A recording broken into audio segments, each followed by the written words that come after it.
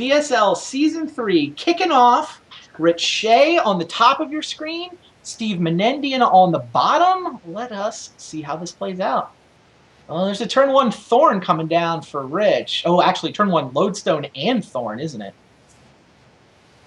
Yeah, that's Wow, who won the die roll? It's huge because Menendian can actually do a lot on his first turn if he gets to go, right? Black Lotus, Sapphire, he yeah, can Rich. wheel and refill. He can't play both on turn one. He only has 5 mana, but turn one Lodestone Golem is great. and well, it's actually interesting. Steve has tons of artifact mana, and Lodestone Golem doesn't do anything against them. Hilarious. Let's Yeah, the see. Thorn is the more disruptive card against Steve's deck, and Rich does know the deck list. He didn't know when he built this deck, but he does know it now. It's pretty hard to not lead on Lodestone Golem when you can, but Would you think about leading on Thorn versus an Oath deck like this? the thing is, when I just thought of it like off the top of my head, no. But once I Right. think about it a little bit more, it makes a lot of sense. It's not. I mean, the deck's not all artifact mana, right? The Dark Rituals are affected by your Lodestone. Right. All the blue cards are affected by your Lodestone. I think that like once you actually think about it, the fact that you can, well, yeah, the fact that you can play Thorn on turn one to kind of shut off a big turn and then follow that up with Wasteland Lodestone Golem. The fact that you have Wasteland as well is pretty huge. I think that just keeping him off artifact mana initially and just leading on Thorn actually makes a ton of sense. Where it is not a play I would have typically thought to go with. Although it looks like Steve's now mulliganed. Although his Really? hand's going missing. Did Yeah. take a mulligan. That's interesting. His hand was explosive. Oh, on the draw? Yeah, he doesn't want to keep a hand with no non-artifact mana. His hand would just fold to Thorn. It would. But Rich made the straightforward play of leading with Lodestone Golem. Yeah. Then again, Menendian now's got a Force of Will. Interesting. So He has a Force Steve, Will. He has no action. right? He's got fast mana and no action. He just needs to draw anything though. Between the Ritual and the Mana Crypt. Okay, yeah. So he's set up to Mystical Tutor for. Can he do better than Twister? It's tough. Tinker? Yeah. What does he got to tinker for? Just I think he only gets the jar though. It's not like he has jar? Tinker for Blightsteel. Ooh. Oh, Chalice of a Void. Interesting. Now, how does Rich Shay play this?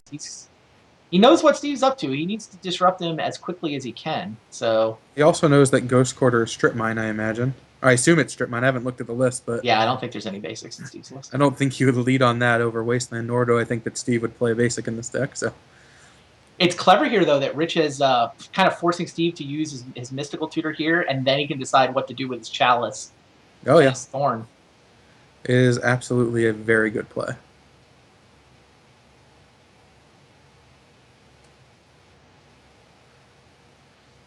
Curious what Steve will actually go for. Yeah, no, I am as well. Like you get shut down by a Thorn if you go get a 3 mana spell because you can't cast Ritual and cast Wheel of Fortune or Time Twister or Windfall. Not that Windfall does anything anymore. Interesting. You would love to just be able to get like Oath, but yeah, I mean he can't. Oath is not a choice. Necropotence is not a choice. Those would be great if they were legal, but yeah, they are not instants. Actually, Necropotence would be insane. Gets It's in around his deck. Thorn It's in his list. and the Chalice. No, I mean, of course he can't get it, but would be insane. I mean, he could get Ancestral Recall if he does it. If he just wants to draw 3 and not be shut off by a Thorn effect. Let's see. Let's see if I can What look did at he get? list. Demonic Tutor. Interesting. Wow, Tutor. I mean, I guess he's going for Necro. He will only have BB. He'll has Necro next turn. He can't like Orchard Ritual DT Necro doesn't actually get there. No, but I mean, you kind of have to set up. There's nothing he can do that he can do next turn, except for maybe something like Ancestral. All right, so Rich drops the Thorn. Rich is not playing his Chalice. Well, he couldn't play Thorn and Chalice on 2. Right. So not a lot of reason to just play Chalice on 1 until you see what happens. I assume... It's very good in general. Chalice on 1 against this deck shuts a lot of stuff down. Yeah, but if Steve goes and gets Necropotence right now, Chalice on 1's even better because he can put the read on having Dark Ritual. Well, you don't get to see what he gets with Demonic Tutor. Also, he got Oath of Druids. He did get Oath of Druids. Well, he has a Wasteland, which is pretty fantastic at the very least. All right, he's going to go Chalice 2, I think? He does. He goes Chalice 2 and Wasteland. So he's turned off Oath of Druids. He's wasted Forbidden Orchard. He's got Thorn. And he's got a clock of 2.5 damage a turn. Huh. Yeah, this game looks like Rich is going to take game 1 here. Curious to know what would have happened if Steve kept that opening hand and Rich played turn 1 Lodestone Golem, whether Steve could have just gone off. He would have had turn 1 Memory Jar. Yeah, the Lotus is unaffected. The Mana Vault's unaffected. Jar is unaffected. Well, he's won, 3 Mana Crypt flips in a row? So that's a good start. If Steve never loses the Mana Crypt flip, he's got a lot of turns here. Or did he lose one? Oh, he had a Mana Confluence, and he's taken a couple Spirit hits. Yeah, and the Force Will. The Chalice shuts off that second Thorn. Oh, Wasteland's yeah, draw. True. That is exactly what Rich wants. Just keep him off lands. Eventually, he'll draw something to attack with. Well, he doesn't need anything. Like, Mana Crypt will probably deal damage to Steve at some point. Well, it won't. I'll believe it when I see it. In theory, it could. This would be amazing if Steve wins this game, just doesn't take any damage. 5 for 5. Trinisphere. Now everything costs at least 3. Dark Ritual looking worse and worse and worse. Oh, he took damage. Okay, it is possible. It was likely to happen eventually. Small favorite. Well, at least he has almost, he can cast something.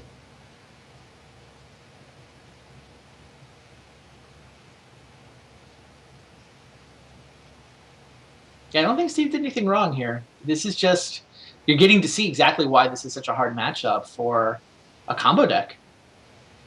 Well, I mean, he did mulligan into a hand that's essentially Force of Will is great, and it stopped the turn 1 threat, but you're just left with 4 cards, and it's hard to have them be mana and action. It's tough to put all those pieces together, I guess. Tangle Wire is great. You make it tough.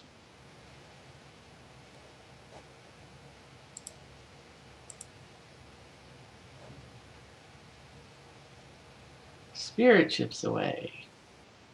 Our Season 1 champ is down to 10.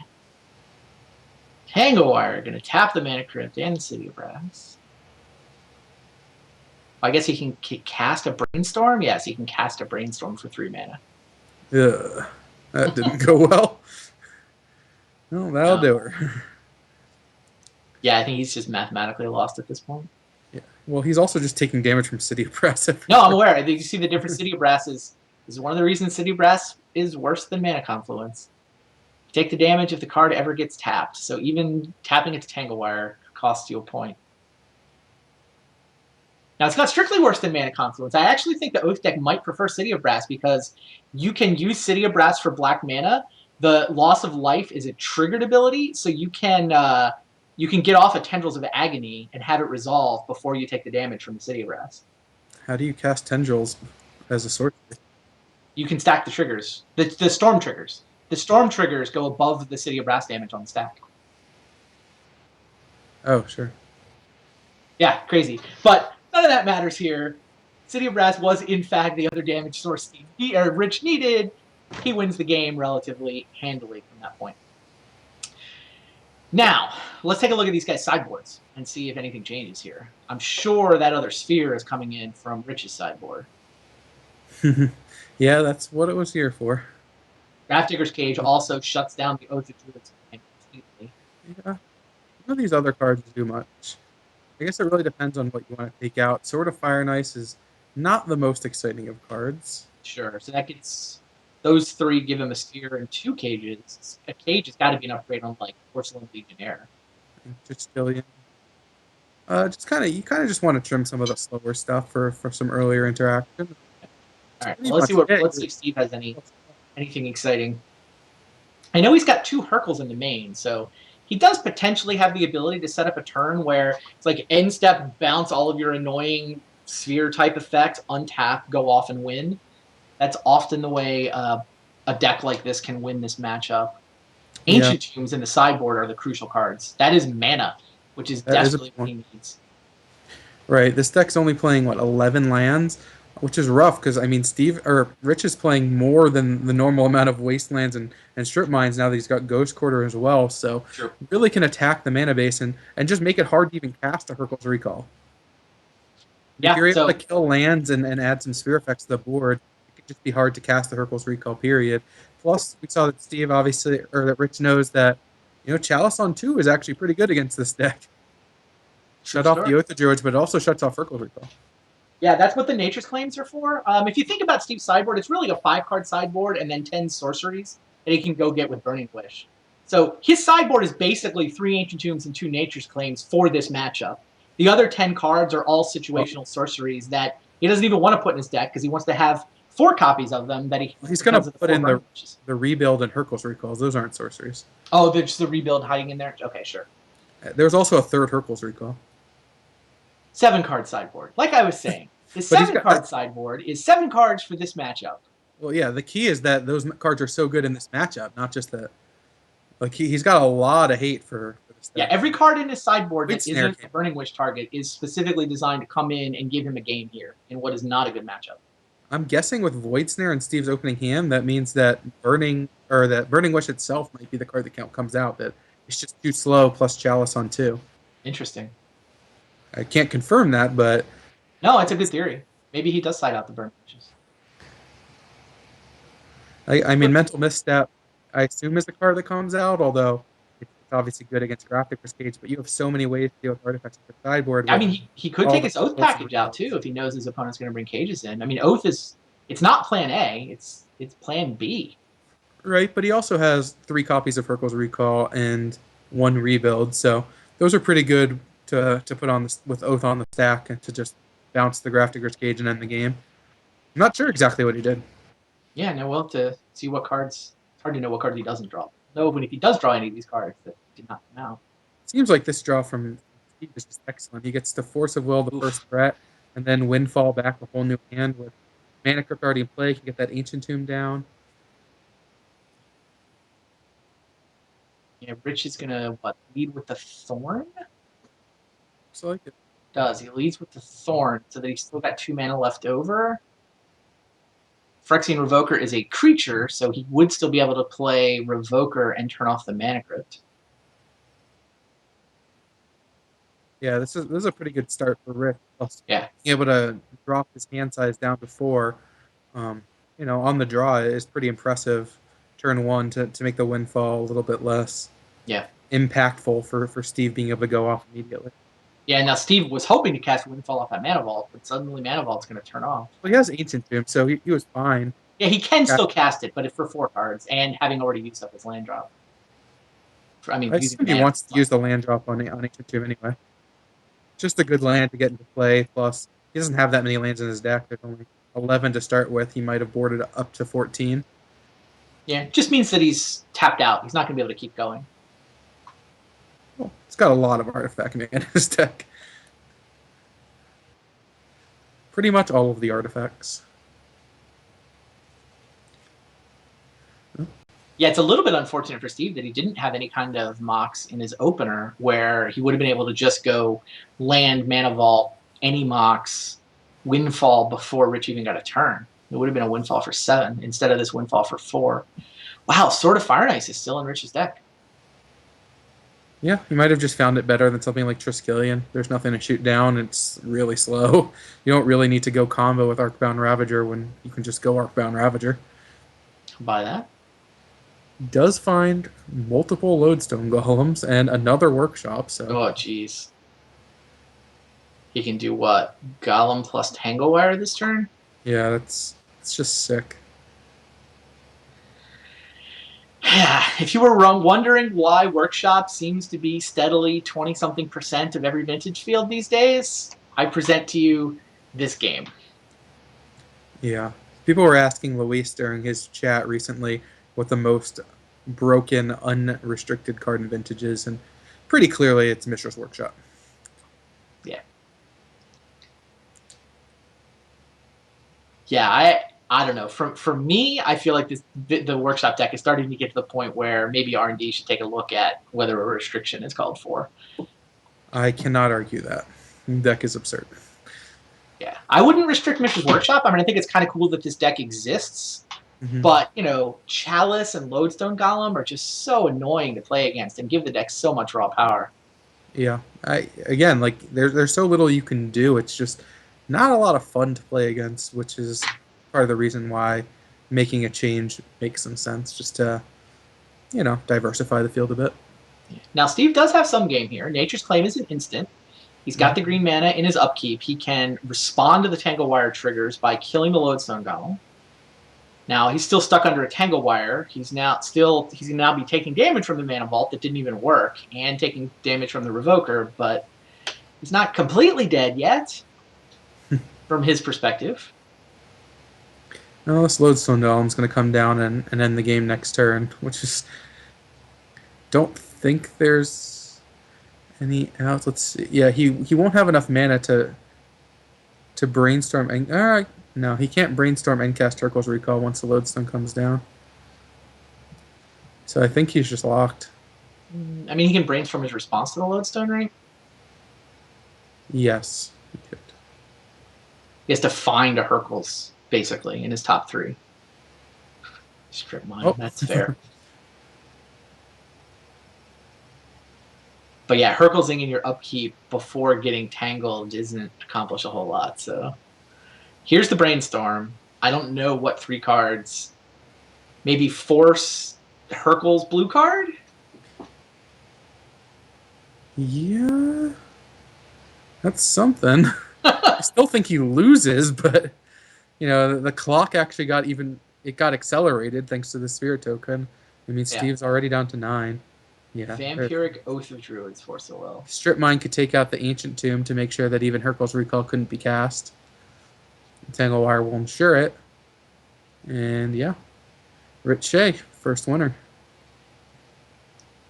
Now, the way our bracket is set up, the winner of this match is going to play against the winner of your match versus Luis as the finale tonight. So we're playing the 4 first-round matches, and then we'll play 1 additional match, so we get 5 matches in tonight. We'll get to see Mr. Shay again.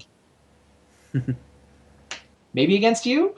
If you're right about your matchup versus Workshops being a good one, you could just go crush Luis, crush Rich through to the winner's bracket finals. That is a possibility, and one that I would enjoy. Fair enough. Either that, or I'll just get crushed by the luckiest man alive, and then we'll have a Frobot's Mirror. It'll be one of the two. Or the third option of me beating Luis and getting crushed by Rich Shay. Now, before Steve Menendian gets off the screen, I do want to say something. Steve Menendian was in a pretty cool situation a couple weeks ago that I don't know if everybody realizes this. Steve's a lawyer. He wrote a brief that was actually cited in the Supreme Court decision that made gay marriage legal all across the United States. He's not the top guy on the brief, but I forget, his boss is essentially the headline name on the brief. But Steve wrote the thing, did all the work, and it was the only brief cited in the Supreme Court. And of course, the joke I made on Twitter, I kind of enjoyed. We say brief, it's like 78 pages long or something. It's a Steve Menendian brief, right? This is the perfect Steve Menendian story. He both writes a 78-page brief, but you know what? He gets it done well enough that it's actually cited by the Supreme Court of the United States in the decision that made gay marriage legal. So very cool story. And Hats off to Steve. Just a super cool thing to do. Yeah, it's amazing. Still sounds like that brief is shorter than this brief brainstorm, but Oh, it's just a chat saying I got the case wrong. It wasn't the gay marriage decision. It was another decision that was made like the day before, which maybe I get that part confused. Whatever. You get your amicus brief cited by the Supreme Court. I don't care what the decision is. That's off to you, sir.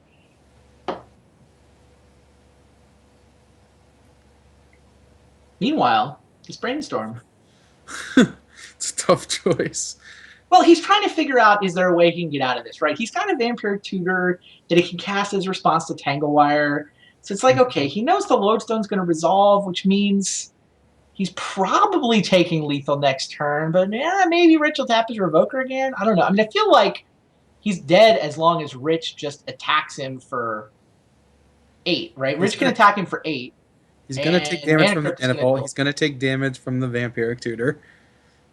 Yeah, I don't think there's. And he's going to any way out of this. Even if Rich taps multiple of his creatures, he will still be dealing lethal. Plus, there's a strip mine.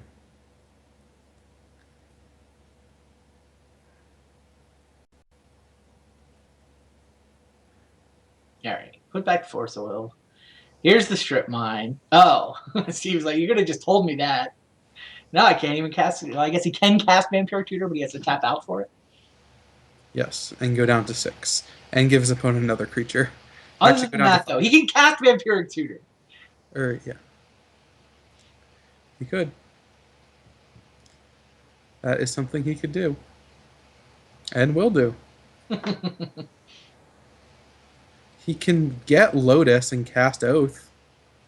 And hope that Rich misclicks. Sure. Not sure if I like playing to the misclick outs, but they are outs.